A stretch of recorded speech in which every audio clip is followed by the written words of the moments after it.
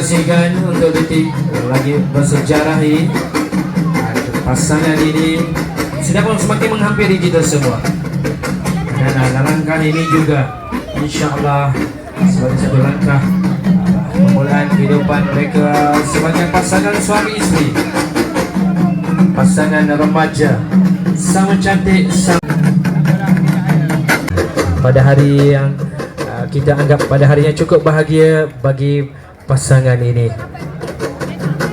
Untuk itu sebentar lagi sama-sama kita memberikan sedikit perhatian sebagaimana rumah tangga Rasulullah bersama Sayyidatina Khadijah dipenuhi kasih sayang, saling menghormati, kepercayaan dan pengorbanan. Jadikanlah saudara Adha suami yang penyayang, bertanggungjawab dan membimbing dengan hikmah, serta ampunkanlah mereka dan kami semua ya Allah. Rabbana la tuzigh qulubana ba'da iz hadaitana wa hab lana min ladunka rahmah. Dipersilakan Encik Kamislan dan Puan Nur Fazila, ibu dan ayah kepada pengantin perempuan, dipersilakan.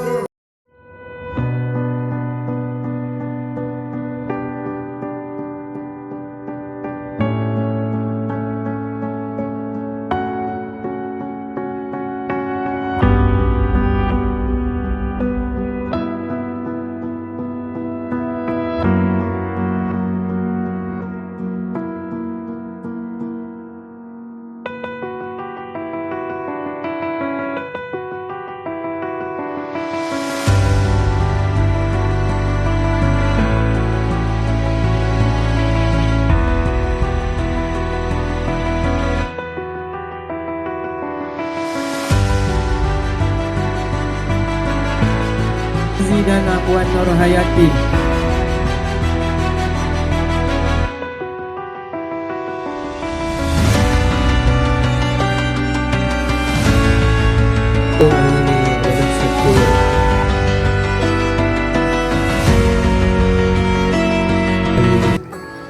Seterusnya, seorang bapa, satu perjuangan yang sangat jauh.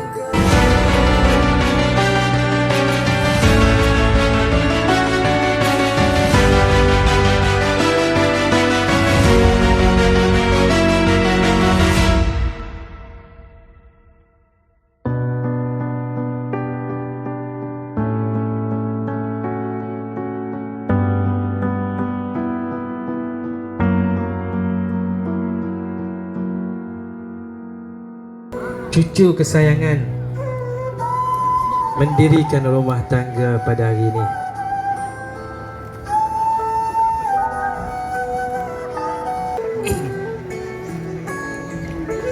Itu dia nenek kepada pengantin lelaki.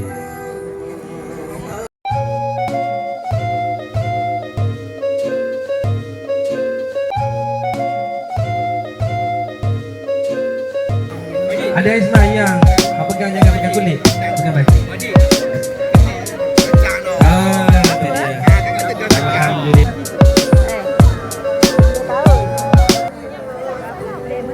Baik, kita tukar ya. Yang di sini. Okey. Mana kamera kita? Tukar. Lelaki sebelah kanan. Lambat Izan. Okey, pegang tangan bang. Pegang tangan isteri. Lambat Izan datang. Thank you lagi ni. Salah siapa? Allah. Tugas kita sebagai tetamu ke sepupu pengantin perempuan. Efek kejap lagi. Okey, tes suara.